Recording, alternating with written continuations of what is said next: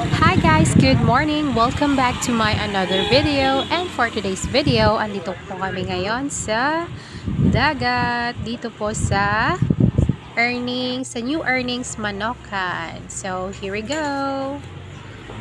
Ayan, meron din silang manokan and seafoods. And dito po sa loob, yan po, madami po tables and chairs for families na gustong maligo sa dagat, dapat tumambay at kumain dyan. Pwede rin kayong magdala ng sarili ng food like us. Nagay kami ng bangus na aming iihawin. At ayan,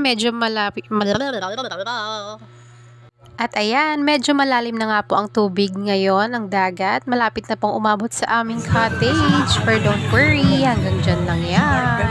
O, diba? Napakasarap naman ang ganitong bangus. So, lutong-luto na yung kanyang belly. Bangus belly, my favorite. Sana matakam kayo. Tada! Presenting our ulam for today's video. Inihaw na isda, bangus. Yan, paniguradong mabubusog po kaming lahat ngayon. Sana matakam kayo. Let's enjoy the view later. Hi! Nag-voice over na nga po ang mari nyo dahil nga po kaliwaan ng mga sound system dito po sa Baybay at kaya baka po tayo ay magkaroon ng copyright ay iwas po tayo doon. So ngayon na po ay naglalaro nga po ang aking Dave sa buhangin. Ngayon, at napakasaya nga po ng aking anak dyan habang yung kalaro niya rin ay nakikipaglaro sa kanya. Syempre, alangan naman sa akin. At ayun na nga, kasi si Dave naman po kasi kahit nandoon po kami sa beach, kahit naliligo na po yung mga kasama niya, yung mga maliliit na bata, hindi po siya maliligo. Gusto niya po yung mga buhangin, yung pinaglalaruan niya. Ayaw niya po talagang maligo as in. Mas gusto pa pong maglaro ni Dave kasama ako or maglaro ng mga laruan niya or yung buhangin kaysa maligo po sa dagat. Natatakot po talaga siya.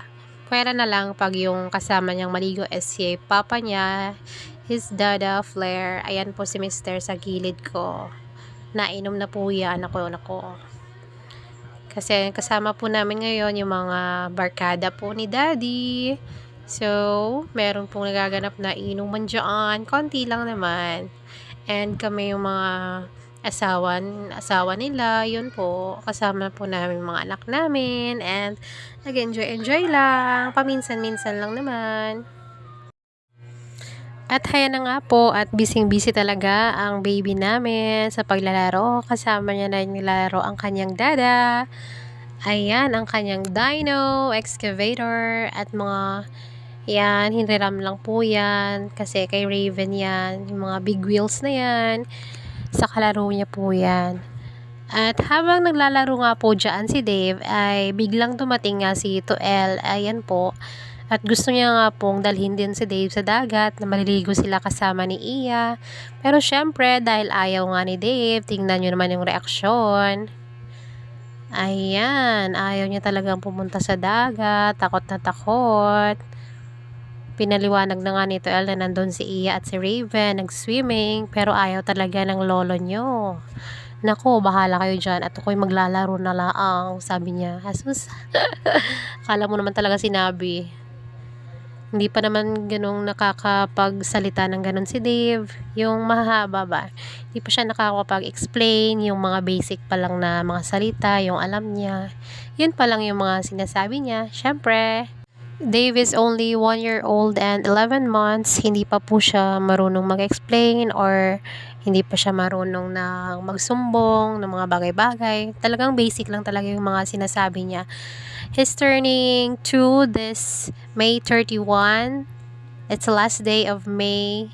Kaya tag-ulan na po yan. Hindi ko lang po alam kung makakapag-celebrate po kami or makakapaghanda. Pero sure ball po talaga yung baka bumili kami ng cake or spaghetti lang para sa mga bata and decorations para makamura lang at pasok na pasok sa budget ni Mr. Kasi hindi naman po talaga kailangan na maganda at bonggang handa. Yun lang po yung magkakasama lang yung buong pamilya. Tas may salo-salo na konti. Masaya na po kami doon. Yan. At nga naman ay nasa usapang birthday nga naman po tayo. Ayun, at may naalala na nga po ang mare nyo. Nung nag-birthday po ako doon sa Rojas kila Lola Telma. Peratandog kalaglang Lola Telma because she passed away na po. Yun po si lola ko, pag may mga okasyon po talaga is naghahanda po talaga yon. Pero nung nataong birthday ko nga po, nung October 29, nung taon yon na elementary pa ato ako nun, mga grade 4 po ako nun. Nataon po na wala po talaga kaming panghanda, na wala kaming kahit mang spaghetti or pang ulam. Eh si lola ay meron po siyang babuyan. Yun po, mga 4 or 3 baboy lang naman po yon. Yun na nga, at malapit na po yung lilitsunin na pangbenta niya ba.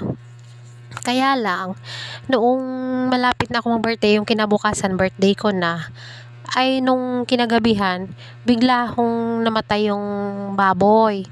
Ay hindi naman nga namin alam na namatay na pala.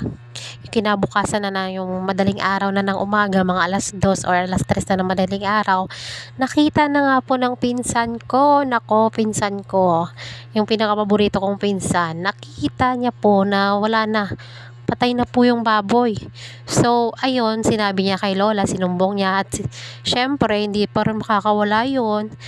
Mga asaran po namin, mga bata pa kami. Nako, inasar ba naman ako na, hala lola, pinatay ni Dayday yung baboy para may panghanda siya sa bunga birthday niya. Ay Diyos ko. Ako naman tong sipik ko nagalit. Sabi ko naman, bakit ko naman papatayin yung baboy na yan? Eh, hindi naman sa akin yan. Kay lola naman, baka magpagalitan ako. Pinagsasabi mo, kala mo naman. Tapos niyan, hindi po talaga niya ako tinantanan hanggang sa paglilitsyon po nila doon sa baboy na yon na nategi. Ay hala, inaasar pa rin ako ng inaasar. Nakakaloka talaga yan. Pinsan ko, mga kami doon si Raven, si Christian, ako, si kuya, si ate, mga 5 kami doon. Kasi yung 2 kong kapatid na nakakabata sa akin, andito na sa Iloilo yon, kasama si mama. And si papa nung that time, andun sa Manila nagwo-work. So kami lang talaga yung nandun sa Roas, kasama namin sila Lolo Junior at si Lola Telma. Yan. At nung araw po na yun, ang aking kaarawan, sinabi nga ni Lola nung malapit na pong matapos lahat at maluto yung mga handa, mayroon siyang mga tawag doon, may mga sarsa na handa, spaghetti, bumili na lang si Lola ng pansit, ano pa nga yun? Yun, tapos yung buong lechon na, yung namatay na baboy, yun, may lechon ako. Sabi niya, Day, imbita ng mga bisita mo, mga kampang mo to, sagwa, day tita mo to, pang sugatan to, hambala, manyaga tadi sa balay, tapos, hambalya, lang hagada man tong mga classmate mo nga dire lapit sa aton balay ho para makapanyaga sila kay birthday mo subong. Di syempre, tuwang-tuwa naman ang lola nyo na yun, mayroon nga akong handa sa birthday ko at yung hindi mo inaasang handa na madaming handa. May lechon pa instant, o diba? Lechon baboy, sino bang hindi matutuwa yun? Daming handa sa birthday, o diba? First time ko naka-birthday na madaming handa dahil doon na namatay lang yung baboy na, oy, dako naman. Sorry naman, baboy. At balik nga po tayo dito kay Dave at ayan na nga po, tingnan nyo po at alam na alam niya na binivideoan ko siya tingin ng tingin sa camera at nagpapakyut habang naglalaro ng mga buhangin niya dyan. At yung kanyang playmate is Tagalog po yan. Hindi ko po alam yung pangalan at hindi ko rin po alam at hindi ko rin kilala yung mama niya kanina. Pumunta lang po talaga siya dyan para makipaglaro sa toys ni Dave. Ayan, nahiram lang siya dyan. So, hindi naman po tayo madamot. So, nakipaglaro na po ang aking baby Dave sa kanya. And ako rin po, ayan, naglalaro-laro lang kay Dave. Mas prefer ko pa nga po na ganito na naglalaro lang po kami dito sa buhangin, sa may silong para hindi po mainitan ng matindi ang ating anak at hindi talaga magka-sunburn. Mahirap naman po kasi talaga pagka sobrang init tapos bilad na bilad yung anak nyo sa araw. Ay pagkatapos po ng buong araw ay napaka-itim na at masakit sa skin, yung mga sunburn na yan. So, mas prefer ko talaga na ganito na hindi siya mahilig maligo sa dagat. Ganitong napakainit ng panahon. Andito lang po kami sa may silong. Nag-chill-chill at naglalaro. Yan.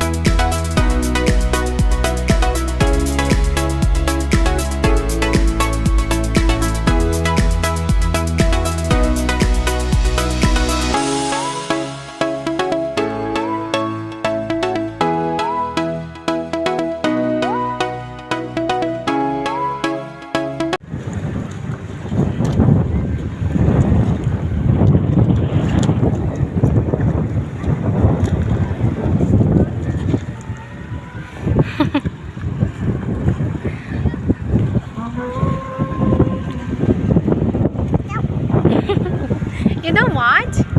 Why?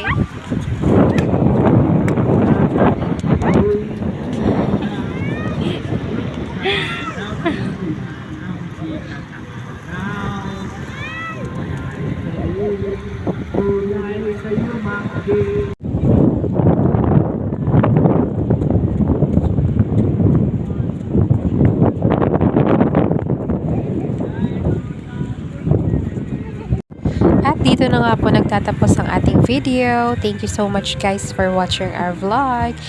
And don't forget to smile and be kind always. Bye!